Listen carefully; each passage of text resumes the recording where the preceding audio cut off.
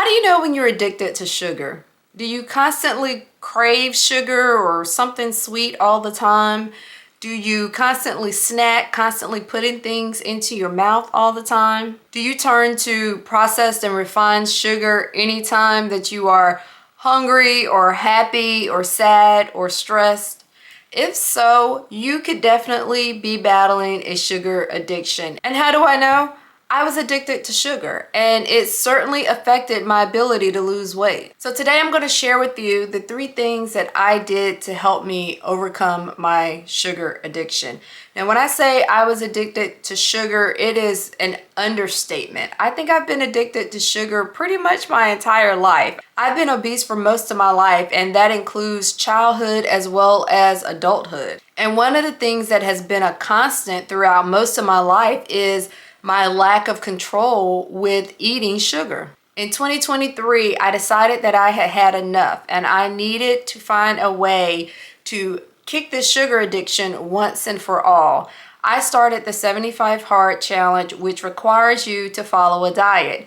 And as part of following a diet, you can't have any cheat meals. And so I decided my cheat meal would be processed sugar. And so for 75 days, I had to follow this challenge with no processed sugar. And so the first thing that I did was quit sugar cold turkey. Now, prior to that, I was on a trail mix kick. I was so addicted to trail mix, and that is that mixed bag of treats that has like peanuts in it and raisins and M&Ms. It has like the little M&M pieces in it.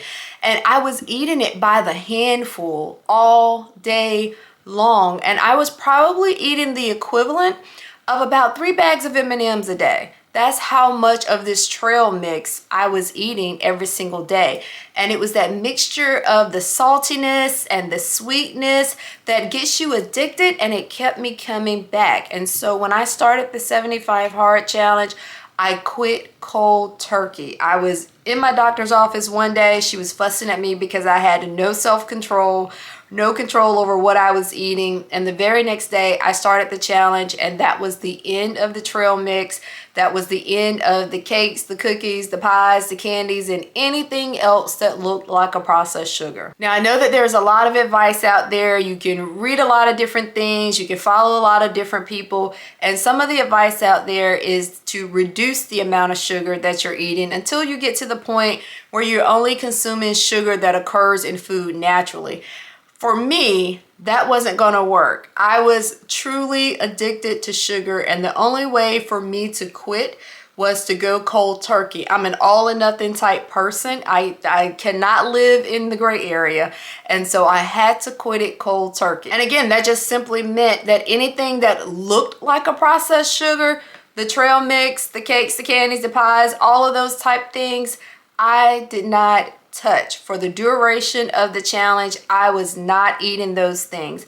And I went on to complete 116 straight days of the challenge. And over the course of that time period, I lost 34 pounds. Prior to me quitting sugar, I was unable to move the scale whatsoever. I would lose 3 or 4 pounds, and then I would gain 5 pounds. I might lose another 2 pounds, and then I gain 3 pounds back.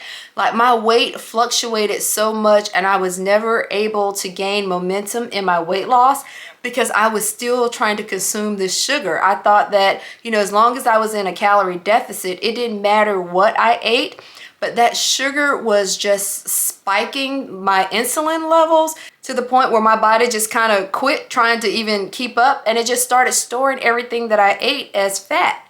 And it didn't matter what I was eating, it was just storing it all as fat. And so I had to give up the processed sugar cold turkey in order to start seeing momentum in my weight loss. Now, another thing that really helped me was tracking my food. So when I started this journey on 75 Hard and I quit sugar cold turkey, I was also tracking what I eat because I was counting macros. And as I was tracking my food, I would notice the nutritional value of those foods that I was eating. And so I was able to find those foods where there was hidden sugar in them. Take, for instance, ketchup. Why do we like ketchup with our French fry? It is because the sugar in the ketchup balances the salt of the French fry. It's like an addiction combo and it keeps you coming back. French fry, meat, ketchup. French fry, meat, ketchup. And all you're doing is feeding the sugar craving. And so as I was tracking my food, I could figure out those foods where it may not look like a processed sugar, it may not be ice cream or cake or a donut, but it had enough sugar in it where I was like, okay, I know next time that I can't eat that, or I have to eat it in moderation because there's some hidden sugar in this food. So tracking really helped me to figure out where the sugar was in the foods that I was eating beyond just the obvious that I could see with my own eyes. Third thing that I did to kick my sugar addiction was I was hydrating. And what I realized was that a lot of times when I was reaching for something sweet, it was because I was actually dehydrated and I was eating foods that would mimic the hydration process once I put them in my mouth, but it wasn't solving the problem. It was just making me overweight. And so during the course of the challenge, I was required to drink a gallon of water per day. That was one of the rules of the challenge.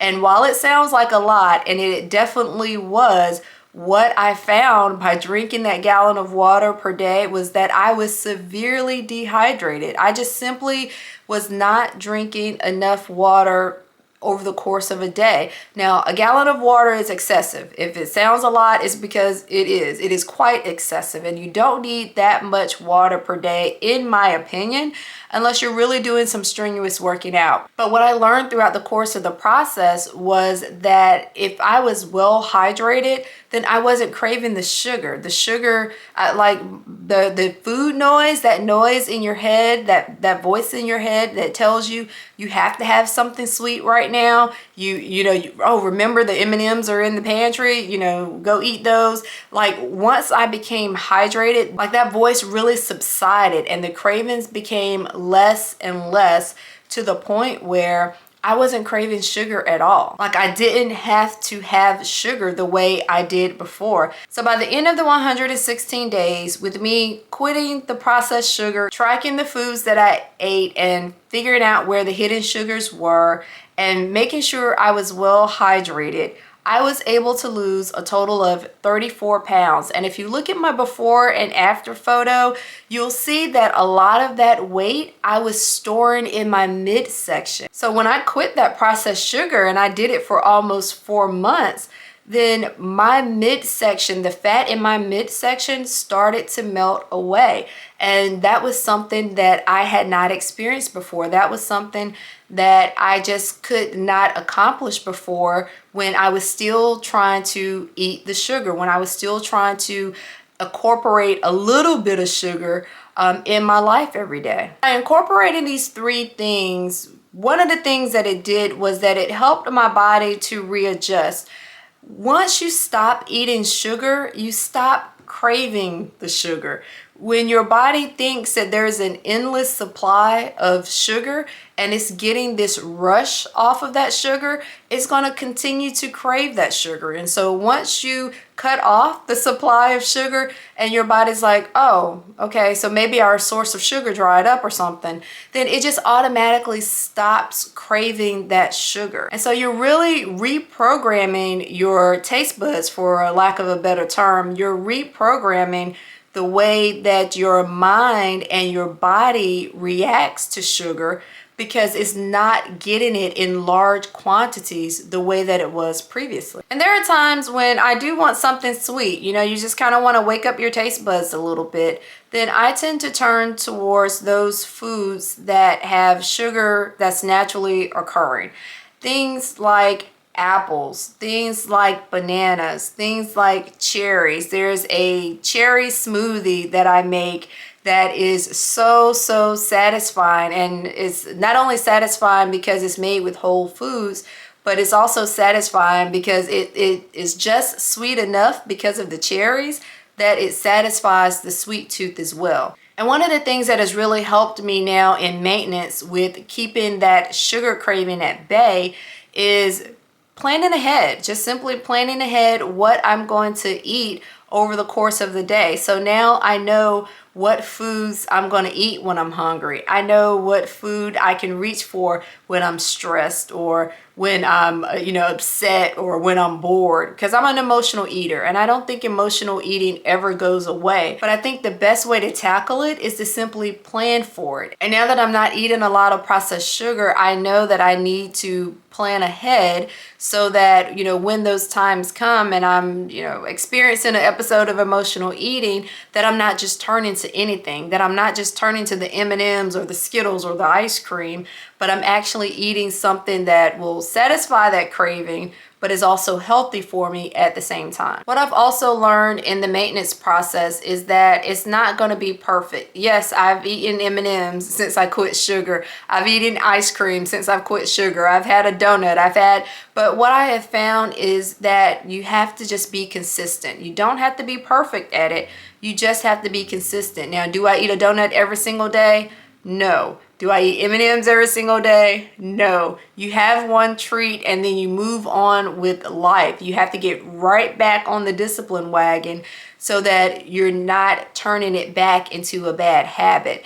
And we really just have to be very mindful of that, because we'll go into it with this all or nothing mentality, and then the moment that we slack up or the moment that we mess up, then we feel like, oh my gosh, I got to throw the whole journey away because I messed up. And that's not the case. Okay, so you had the donut today. Well, then you can't have the donut tomorrow. You got to get right back on track with your healthy eating tomorrow. And so that's the mindset that we have to have. This whole thing is a mindset shift. If you want long-lasting results, if you want to kick this sugar addiction once and for all and not have to battle with it your entire life, not have it impact your ability to lose weight your entire life, you have to treat it as a lifestyle change. It has to be something that you are constantly conscious of over the long term. And that is the only way to have long-lasting results with weight loss